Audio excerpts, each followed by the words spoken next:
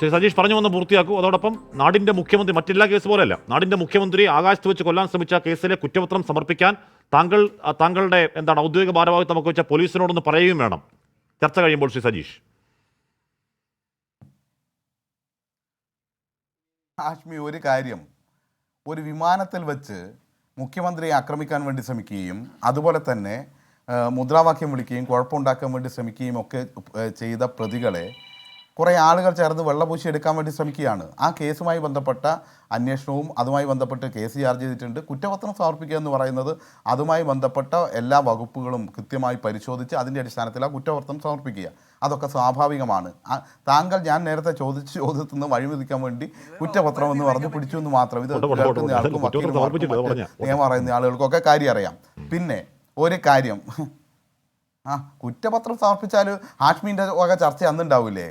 കുറ്റപത്രം സമർപ്പിച്ചു പൊന്നു സതീഷ്, നാടിന്റെ മുഖ്യമന്ത്രിയെ കൊല്ലാൻ ശ്രമിച്ച കേസാണ്, അതെങ്കിലും സമർപ്പിക്കാൻ പറ പോലീസിനോട്. വളരെ തമാശയാ, മോശം കൊള്ളല്ലേ. ഞാൻ ബാക്കി അല്ല സമയമില്ലല്ലോ 9 മണിയായില്ലേ. അല്ല ആയിക്കോട്ടെ ആഷ്മി അങ്ങനെ തീർക്ക്. മറ്റേ ഒരു കാര്യം പറയട്ടെ, ഒരു കാര്യം ആഷ്മി, ഇനിയിപ്പോൾ പേഴ്സണലായിട്ടാണ് സംസാരിക്കുന്നതെങ്കിൽ ഞാൻ ഇന്ന് താങ്കളായിട്ട് ചിരിച്ച് സംസാരിക്കുകയായിരുന്നു. കാരണം ഇന്ന് ഈ കേരളം കണ്ട ഏറ്റവും വലിയ തമാശയാണ് ഈ രാഹുൽ മാങ്കൂട്ടത്തിലിനെ അറസ്റ്റ് ചെയ്തു എന്ന് പറയുന്ന ഈ ചർച്ച. കാരണം ഇതിനേക്കാൾ ഭീകരമായ എത്രയോ കാര്യം നടന്നിട്ടുണ്ട്.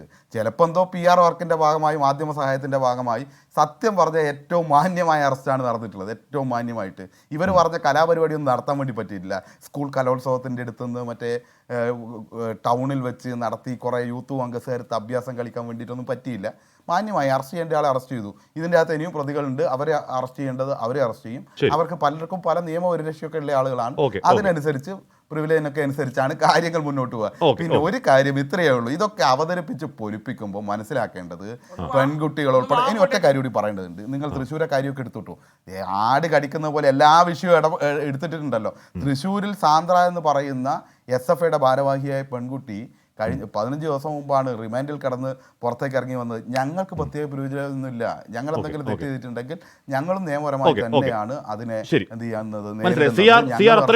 ഈ സർക്കാരിന്റെ കാലത്ത് അറസ്റ്റ് ചെയ്തിട്ടില്ലേ?